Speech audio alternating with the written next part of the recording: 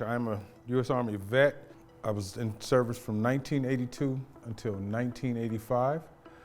I served as a 76 Yankee, a supply sergeant. If you needed it, from a pencil to a tank, I got it. I lived in a town called East Chicago, Indiana. And our claim to fame was two things: basketball and steel. Well, when the steel industry became deregulated, they started dumping all the foreign steel, which meant all the car manufacturers that we supplied steel to was now buying foreign steel.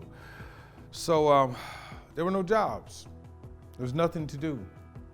I had no direction. And it was suggested that I go into service, and that's what I did. I went down to the recruiter's office, and signed up, and they shipped me off to Fort Knox, Kentucky for basic training. In that unit, I got taught discipline. I got taught courage. I got taught a lot of good things that still stick with me today. I wouldn't trade it for the world. The path started at 14 years old. I took my first drink of, some of you will relate to this. It is called Mad Dog 2020. And I was drunk for 9 hours. That same year, I was 14, I took a hit of a joint. There's a book that I read, and it has a line in it that says this: I was forming a weapon that would one day turn like a boomerang and all but cut me to shreds. I did not know that that first drink and that first drug would lead me down a dark path. I had no idea, because I came from a family whose smoking weed and drinking was the norm. That path and that way of life stayed with me throughout high school and throughout my young adult life, even throughout the service. Over the course of years, that pattern continued. Let me put it to you. Got a divorce, got a job, found a job, lost a job. Got a job, found a job, lost a job. Got a job, found a job, lost a job. Ended up homeless, sleeping in my truck. That pattern continued for years until I went into another VA program where I did well for a while. I stayed clean for almost 3 years. Got my own place, got a job at a company that I really liked, and was doing well. But what I did not do was work on the inside. We can be real good at cleaning up the outside, and that's what I did. I cleaned up the outside real good, but I never took time to work on the inside. I can't tell you how much money I've spent, how much time I've wasted over the years, and I am 58 years old.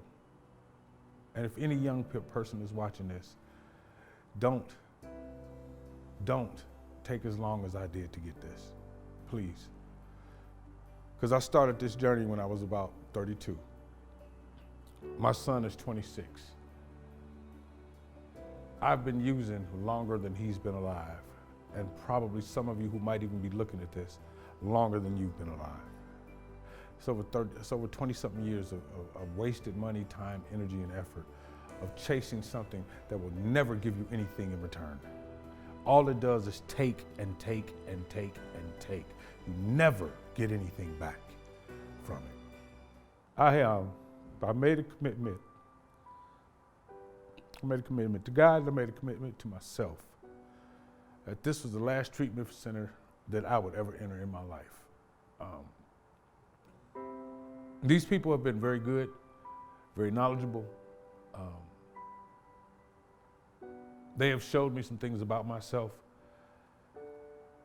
that I know I need to work on. And I know 30 days is not a long period to be in a place.